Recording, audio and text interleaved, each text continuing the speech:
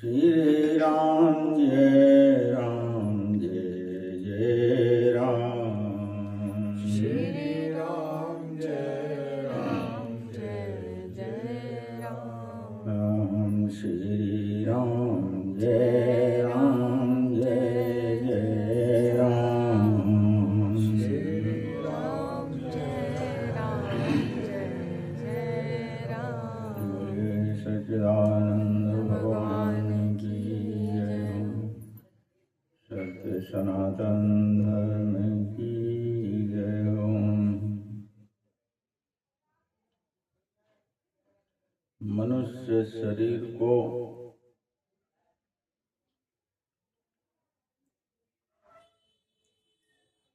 जिन्होंने प्राप्त किया है उनके लिए 3 समय हुआ करते हैं।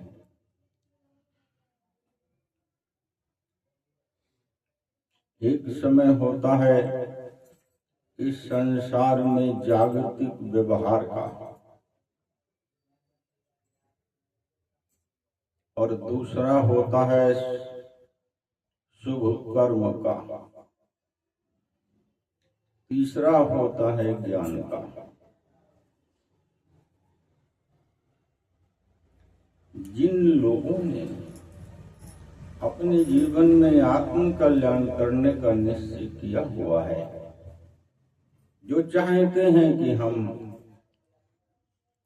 इस भव सागर से पार हो जाएं, सदा भगवान के आनंद में रहें, उसके लिए उनको चाहिए कि जागतिक व्यवहार का महत्व नहीं होता है, क्योंकि जागतिक व्यवहार जो है वो संसार का है, और संसार में जो भी जीव रचे पचे रहते हैं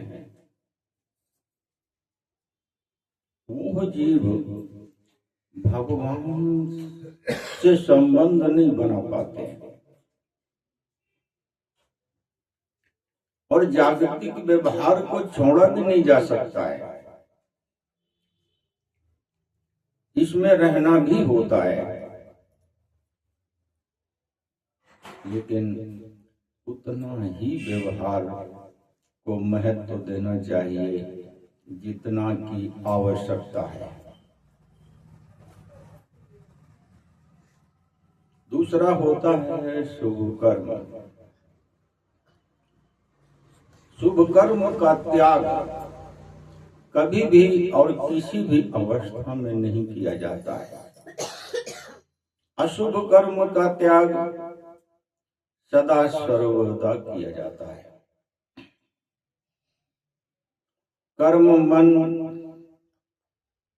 मन से, वाणी से और इस शरीर से, तीनों से कर्म होता है। उसमें अशुभ कर्म का त्याग सीधा बताया है हमारे शास्त्रों ने, और शुभ कर्म को ग्रहण करना चाहिए। हमेशा मन से, वाणी से, इंद्रियों से हमेशा शुभ कर्म में प्रवृत्त रहना चाहिए। और तीसरा होता है ज्ञान। शुभ कर्म का काम ये होता है, एक तो यह है सत्य के मार्ग की ओर इस जीव को भेजता है, और दूसरा इस शुभ कर्म का मतलब ये होता है कि इस संसार में भौतिक सुख की प्राप्ति करना। जैसे भगवान कृष्ण ने अर्जुन से कहा था, अर्जुन ने पूछा कि युद्ध क्यों आवश्यक है, इसको करने से क्या लाभ है। भगवान ने कहा था कि युद्ध करना तुम्हारा काम है, फल की इच्छा नहीं रखना चाहिए तुमको। अगर तुम इस युद्ध में जीतते हो तो पृथ्वी का सुख भोगोगे, और अगर इस युद्ध में मारे जाते हो, वीर गति को प्राप्त होते हो, तो स्वर्ग का सुख भोगोगे। ये ज्ञान कहता है।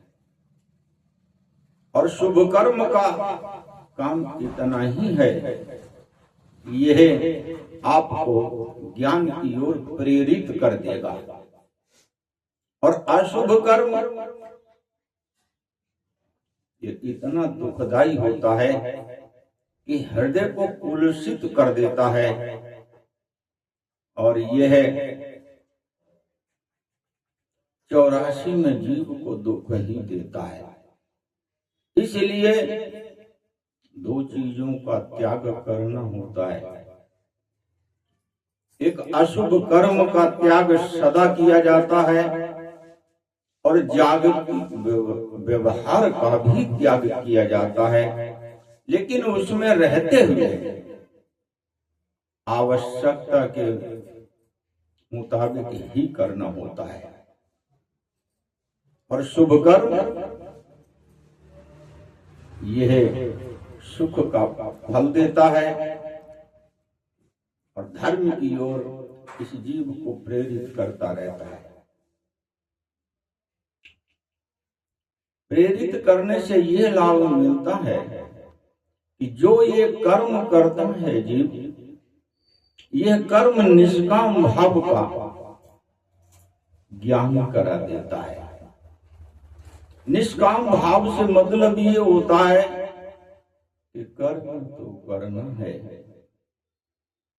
लेकिन इसका जो फल है वो सांसारिक सुख नहीं होता है। इसका फल होता है भगवत चरणों से प्रेम होना। उसे कहते हैं निष्काम भाव का कर्म।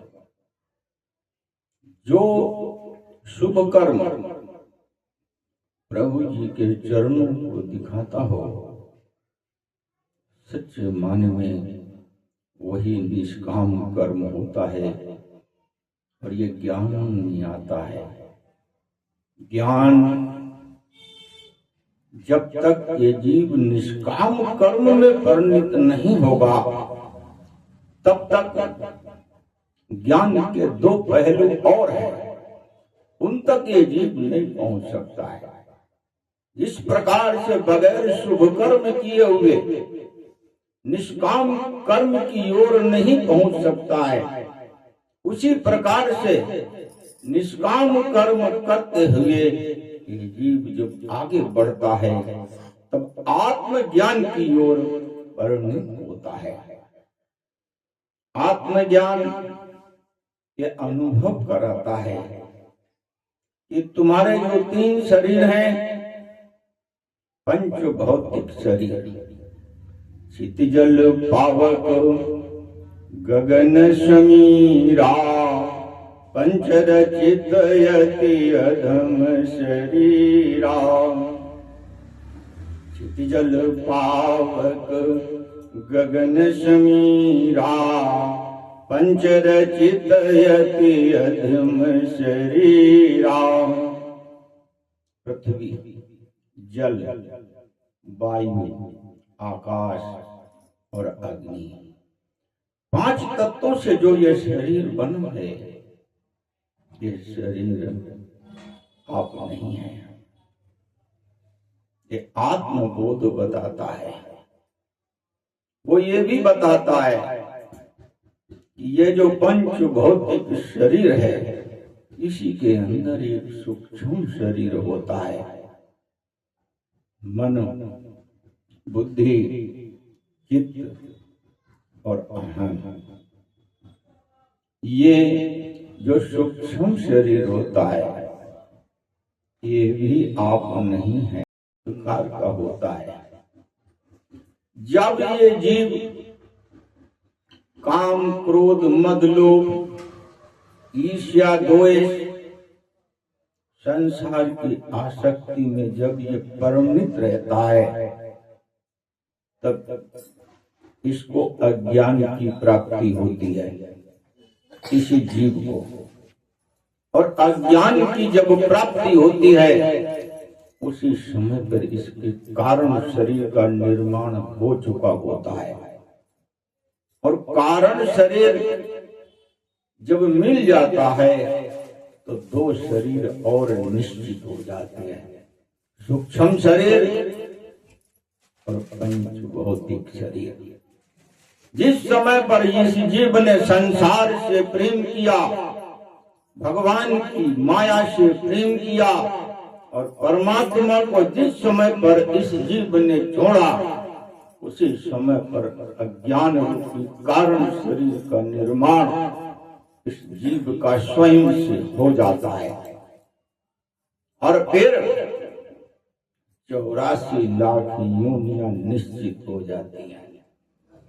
कारण सिर्फ एक ही होता है कि इसने परमात्मा को जोड़ा और संसार से जुड़ गया। मन से, वचन से और कर्म से जिस समय भी यह संसार से जुड़ता है उसी समय कारण शरीर का निर्माण हो चुका होता है। कारण शरीर का निर्माण होते ही यह सूक्ष्म और पंच भौतिक शरीर में पहुंच जाता है। आत्मबोध ये बताता है कि न तुम पंच भौतिक शरीर हो और न तुम सूक्ष्म शरीर हो, न तुम कारण शरीर हो, तुम तो ज्ञान के स्वरूप हो। सच्चित आनंद स्वरूप तुम्हारा है, ये ज्ञान बताता है। ये तीसरा नंबर होता है। पहला ज्ञान का निष्काम कर्म और दूसरा आत्मबोध और तीसरा होता है ब्रह्म ज्ञान। ब्रह्म ज्ञान में ये जीव जब परिणत हो जाता है उस समय पर इसके जीव भाव समाप्त हो जाते हैं। ब्रह्म ज्ञान का यह सबसे बड़ा कार्य होता है कि इस जीव को पूरी तरीके से निर्मल बना देता है। अज्ञान पूरा समाप्त कर देता है ब्रह्म ज्ञान। और ब्रह्म ज्ञान में यह भी शक्ति है, तुम्हारे जन्म जन्मांतर के पापों को भी वो राख कर देता है, तुमको हर तरह से निर्मल बना देता है। पिछले संस्कार भी तुम्हारे नष्ट करता है, चाहे शुभ कर्म के हो चाहे अशुभ कर्म के हो। ब्रह्म ज्ञान जितने भी तुम्हारे जिस तरीके के भी संस्कार हैं उनको नष्ट कर देता है, जीव भाव ही समाप्त कर देता है। तब ब्रह्म ज्ञान का श्री गणेश होता है। ब्रह्म ज्ञान में यह जीव निष्काम भाव, आत्मबोध और ब्रह्म ज्ञान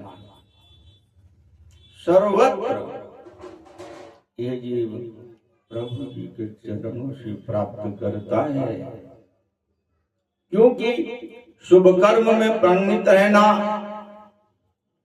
और तीनों प्रकार के ज्ञान में सदा रहना ये प्रभु जी की कृपा से प्राप्त होता है।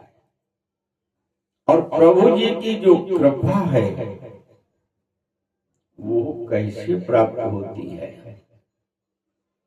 संसार का त्याग मन से, वचन से और कर्म से, तीनों से किया जाता है।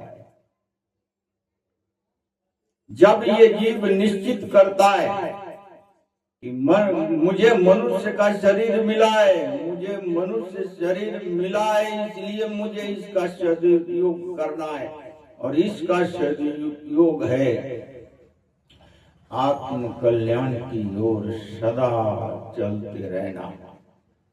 इस प्रकार से पक्षी होता है, उसके दो पंख होते हैं, पंखों के सहारे वो उड़ता है। उसी प्रकार से ये इस जीव, इस मानव देहधारी जब ये शुभ कर्म और ज्ञान दो रूपी पंखों के सहारे जब ये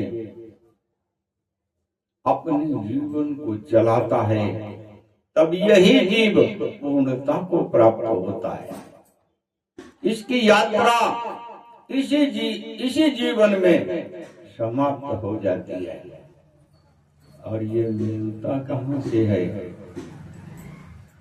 इस जीव में इतनी सामर्थ्य नहीं है कि ये शुभ कर्म भी कर सके सदा, और ज्ञान में भी परिणित सदा रहे। उसके लिए सद्गुरु वचनों का पालन, सद्गुरु सेवा जब यह मनुष्य करता है, तब प्रभु जी कृपा करते हैं। तुम ते अधिक गुरु ही जिय जानी।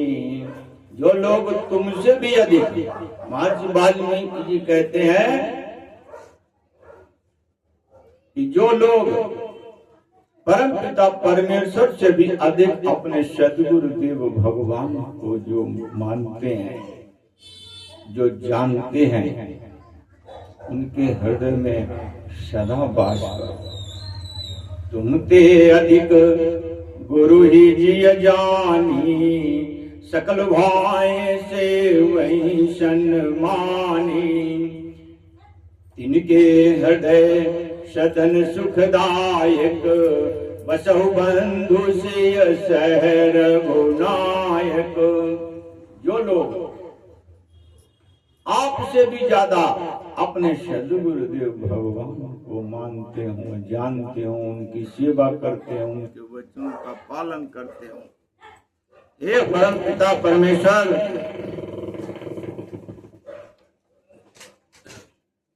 आप उनके हृदय में वास करें।